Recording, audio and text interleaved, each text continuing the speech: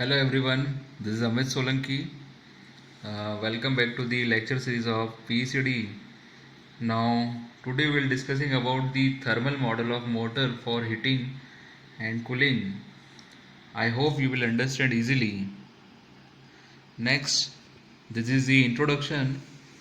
As in previous lecture, we also study about the which are the factors considered during the motor power rating designing, and which are now one of them classes of motor duty we have also explained in last lecture.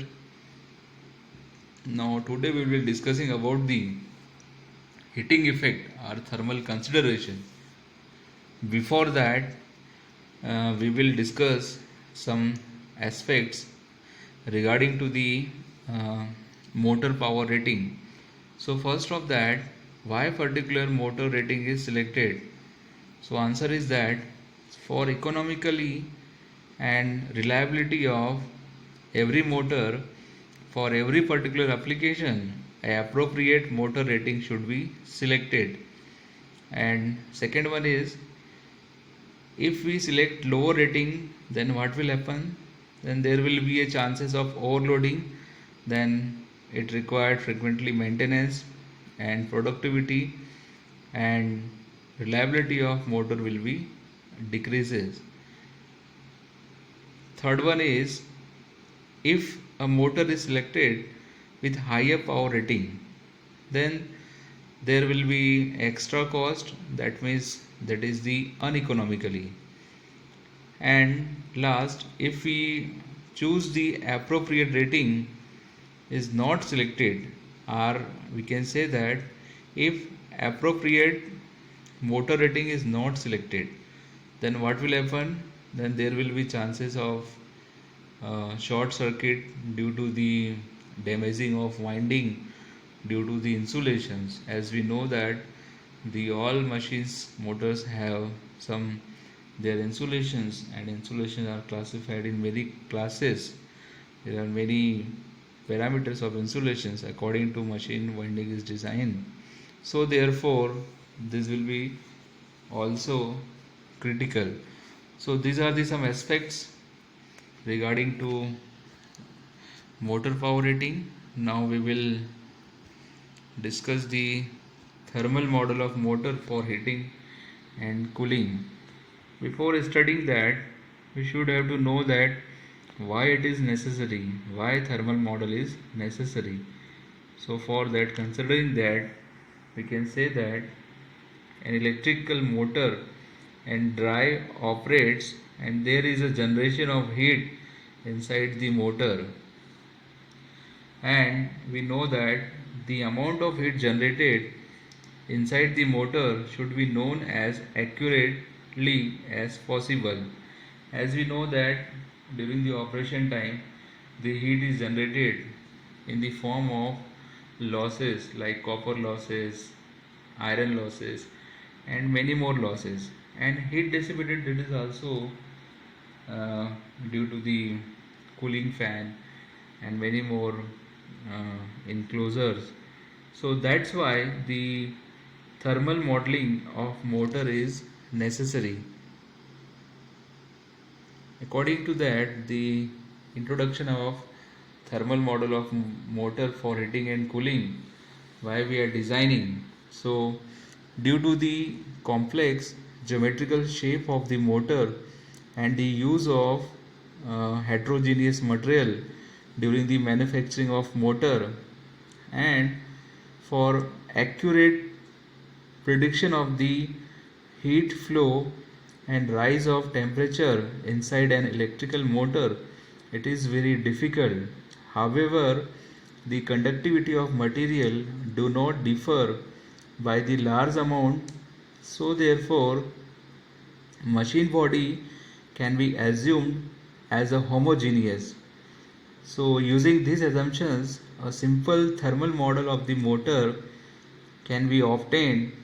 With these assumptions, this thermal model cannot be said as perfect model, but this is suitable for the electrical drives engineers to select the motor rating for given applications and ensuring that temperature in the various parts of the motor body do not exceed their safe limit.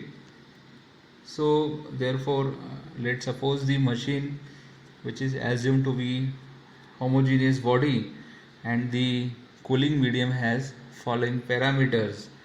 So the main aim of this modeling is to select the appropriate rating of motor so that the electrical motor does not exceed its safe limit during the operations. So this is the main phenomena of thermal model of motor for heating and cooling, and these are the parameters. At the time t, let the motor has following parameters. P1 is the heat developed in joule per second or watts. P2 is the heat dissipated to the cooling medium in watt, where W is the weight of the active part of the machines. Small h is the specific heat in joules per kilogram per degree Celsius. Capital A is the cooling surface in meter square. Small d, it is the coefficient of heat transfer in joules per second per meter square degree Celsius, and theta equals to mean temperature rise in degree Celsius. So these are the parameters. According to that, we can design the thermal model. Now if the time t is increases with dt, so therefore let the temperature rise of the machine will be d theta. So therefore the equation is written as the heat absorbed in the machine is equals to the heat generated inside the machine minus heat dissipated to the surrounding cooling medium. So we can write these equations in the formula where WH d theta is equals to P1 dt minus P2 dt. This is our first equation. And next, since P2 have theta small d dot capital A, this is our second equations. Now substituting the value of equation second in equation first, now we get the W dot H dot d theta equals to P1 dt minus theta dA dot dt. This is our third equations. Let's capital C equals to W dot H, where C is the thermal capacity of the machine in watt per degree Celsius. This is equations. And now capital D equals to small d dot capital A, where capital D is the heat dissipation constant in watt per degree Celsius. Now substituting this value in equation third, and we can get the fourth equation in the form of C dot d theta equals to P1 dt minus capital D theta dot dt. That is our fourth equations. Now this equation is divided by dt, and we get the C d theta divided by dt equals to P1 minus capital D theta, and this equation rewrite in this form of d theta upon dt equals to P1 divided by C minus capital D divided by C theta. Now when we acquire the first order differential equations, we get the theta equals to theta ss plus k e to the power minus t divided by tau. This is our seventh equations, where theta ss equals to P1 divided by d and tau equals to capital C upon capital D.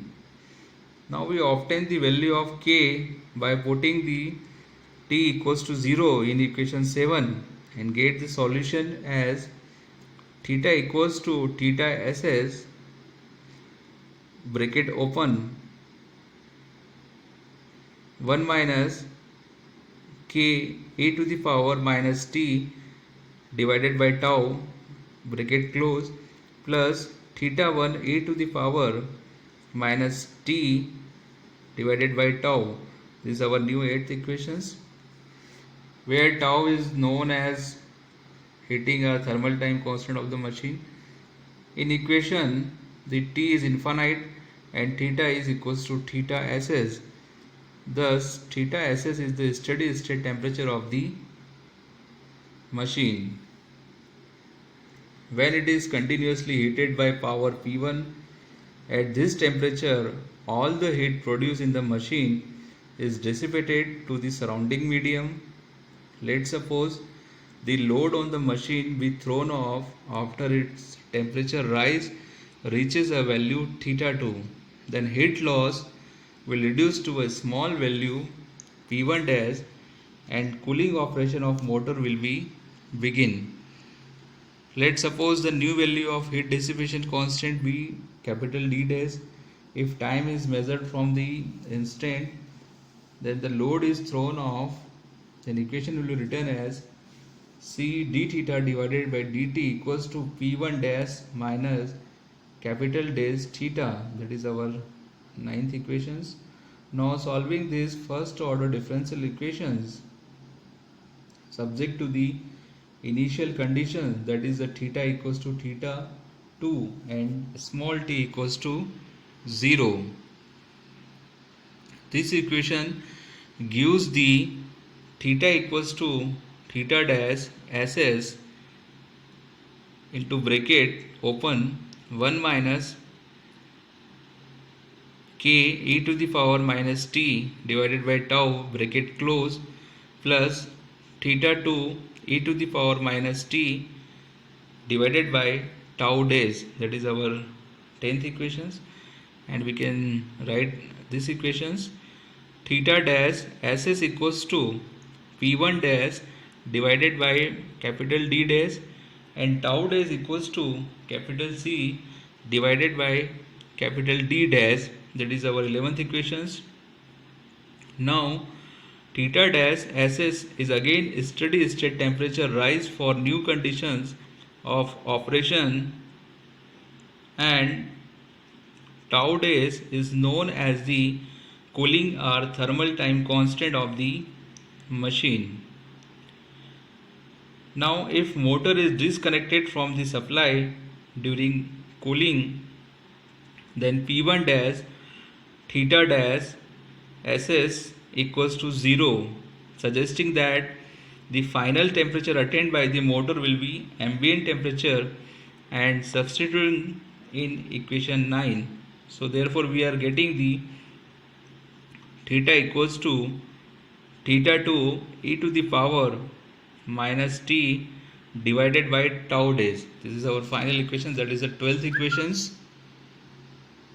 Now equation 8 and 12 suggests that both heating time constant tau and cooling time constant tau dash depends on the respective heat dissipation constant capital D and capital D dash, which in turn depends on the velocity of cooling air.